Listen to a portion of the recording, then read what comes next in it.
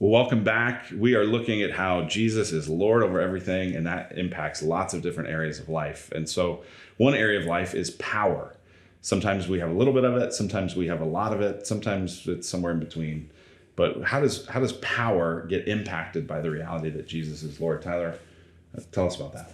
Yeah, if you have your ears to the ground right now, power is spoken of a lot, and it's most often spoken about in very negative terminology. There's a very famous line from Lord Acton where he says, "Power corrupts, and absolute power corrupts absolutely." And this is very much the logic in which people are talking a lot, is the thought ultimately is that selflessness and power are opposite things. And that's actually not true.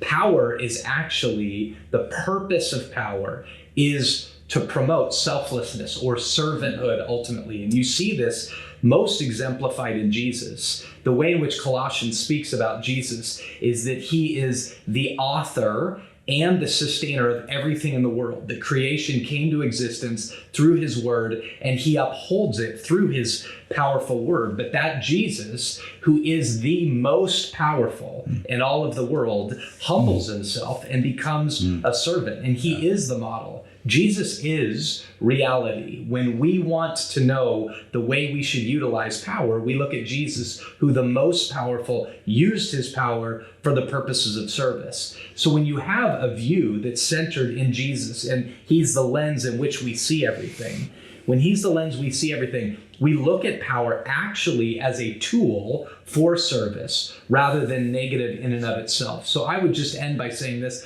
that it's actually not power that corrupts. Sin corrupts our view of power, but when we hold power through the lens of Jesus, it serves the world and serves our families and serves the communities in which we live.